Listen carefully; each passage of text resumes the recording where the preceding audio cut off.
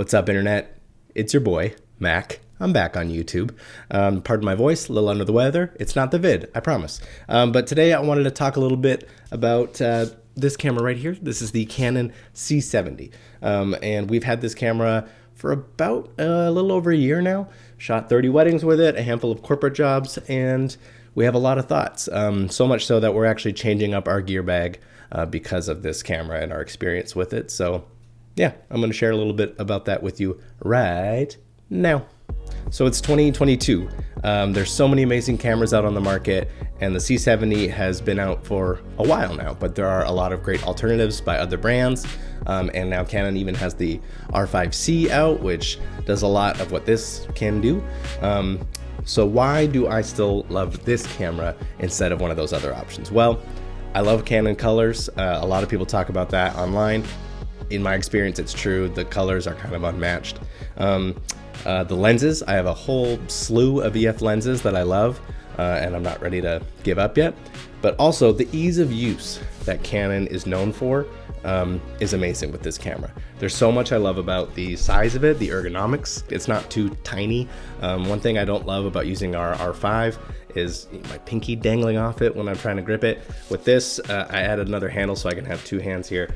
This is perfect. This is just the right size, just the right weight to help stabilize handheld footage a little bit, and I find it perfect. The monitoring features. I love that this has all of the usual suspects of a cinema camera. You got peaking, you got zebras, but you also have false color.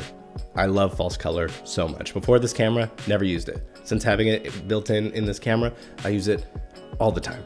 I find it so useful for nailing skin tones, and I don't think I could go back to not using false color. Another thing to love is the internal ND filters. Since switching from the C100s a couple of years back to the R5, at first I was like, oh shoot, I'm gonna really miss ND filters. But they had that little drop-in adapter filter. Did the trick. I convinced myself I was fine with it. Got the C70? No, I'm not fine with it. I love having the hard buttons and proper internal NDs that don't, shift color too much. The R5, if you get past 6 stops, you start seeing a pretty big blue shift. A big thing I don't love about the Canon R5 is having two different type of card slots. You have I think it's CF Express or CFast 2 or whatever it is, and an SD card slot. I mean, it does the trick. Those CF Express cards, though, are so pricey. I love in this camera, you just have the two SD card slots, and you get, a fast enough card, you're good to go. Not overly expensive, makes a lot of sense, and it just simplifies my life, not having to cart around a whole bunch of card readers all the time. The assignable buttons. I've become such an old man, and I want everything to be easy and minimal effort. I don't like having to dive into menus or do some weird shortcuts like on mirrorless cameras that you have to do to get video functions you want. I love that there's so many buttons on this camera that allow me to switch to anything I want. I could switch to a certain monitoring configuration. I have a custom button to switch to dive into the menu quicker, like a shortcut to switch to slow motion or 60 frames per second. All those little things make a huge difference for me. Now, probably the thing I love most about the C70, the image. It's fantastic. Even a year later, I'd kind of consider it as it's an unmatched image in this category, if you asked me. The sensor is the same as the C300 Mark III, and it's beautiful. So clean in the shadows. The highlight roll-off is amazing. Being able to shoot C-Log 2 onto these SD cards, and the file sizes aren't massive in the long GOP codec. Incredible. And that 10-bit codec is very robust. I have had no issues with normal grading. Also, can we talk for a second about Canon adding in a firmware update RAW to this camera, or their Canon RAW Lite? I haven't used it myself. It came out a few weeks back, but from what I'm seeing online, people are very impressed. I'm just impressed that Canon A, did it in the first place, B, did it to SD cards, and C, kind of got out ahead of, they probably had this in the works for a long time, but I remember with the C200, people were up in arms wanting some kind of 10-bit codec that was easier to use than RAW, and everyone was wanting them to add that in a firmware update. I feel like this time they tried to preempt that backlash of Canon fans and just put this out there, whether people are really asking for it or not, and I commend them for it. I think that's really awesome. So you've probably heard people talk about all these features before, and I'm no different. I love this camera, it's amazing, and it really has, after a year of use, caused me to look at our setup, which currently for weddings and corporate shoots is 2 R5s and 1 C70. I end up doing a lot of the A-roll on R5s and a lot of B-roll on the C70, and now I'm gonna sell one of those R5s. I just love the C70 so much. The value that it is to this day is amazing, if you ask me. You can pick up a used one for a very good price considering what you're getting. So we went ahead and purchased another C70, and we are selling one of our R5s. I think it's the right move for us. I actually bought this C70 used from a friend of mine, Nick Miller from How to Film Weddings, and I'm so glad I did. The one thing I was really worried about missing from the R5 was the internal stabilization. That was a big draw to that camera for me in the first place, to the R5. I love being able to shoot handheld and still have a really steady image. The downside though is the wobble. Maybe it's too good of a stabilization, but it starts to look pretty wonky and artificial after a while. If you try to do too much movement, you really notice that artificial wobble. Don't get me wrong, for situations like on a monopod where you're trying to reduce micro jitters, the IBIS in the R5 is incredible. I will miss that.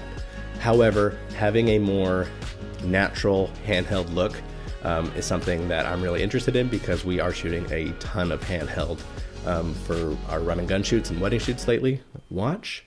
Shush. So I thought, you know what?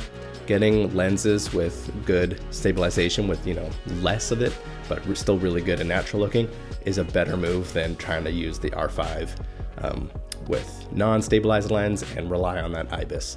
So the C70 was perfect in that regard, because I could pair it with the Sigma 24-70 with the optical stabilization, and it's perfect. Having the speed booster on this lens, or I forget, the focal reducer, whatever Canon calls it, but it gives you that extra stop of light, gives you the full frame field of view. To me, that's the dream setup. Normally on weddings, I would have a lens bag with a bunch of 2 or 3, maybe even 4 lenses ready to go, because I want to have that flexibility. Now I go into a wedding with one C70, the 24-70, at least during prep time and B-roll time. Perfect. I don't need another lens. I can just bring that rig. But the camera isn't perfect. There are a few things that I don't love. The autofocus is really good, but it's not R5 level. The R5 is like cheat mode. It's seriously crazy. But the C70 is really good. If you're in a backlit situation, that's not awesome. Or if you're trying to do a lot of object tracking with fast movement, you'll probably have some hunting. But if you know when you can use it, you can rely on it pretty good. Also, the low light in this camera compared to things from Sony or the R5 even, it's not great. I try to shoot on at ISO 800, the native ISO, as much as possible, but you do see some noise in the image introduced into, around 3200 ISO and up, maybe even a bit less than that and up. I wish it was better like this, the R5. So you might be asking, why not the R5C? That camera came out, a lot of people love it. It's basically a C70 and an R5 smushed together. A few reasons for us that wasn't the right move. Again, the ergonomics of the C70 to me, even though it is a little bigger, it's just way better. I would rather have this extra size than that kind of small mirrorless form factor. Also, the battery life in the R5C apparently is not good. The batteries on this, we have this big extra large BP A60 battery. I can go seriously all day on 2 batteries, and it's more than enough. Like on a 12-hour full wedding day shoot, totally fine. I'm not a huge gearhead, but the C70 is everything I love about run and gun filmmaking. It has all the tools I need to think less. The older I get, the less I want to be thinking about gear. It used to be like, oh cool, now I'm like, gear. So now just having this camera that I can use intuitively is so helpful, so I can focus on story.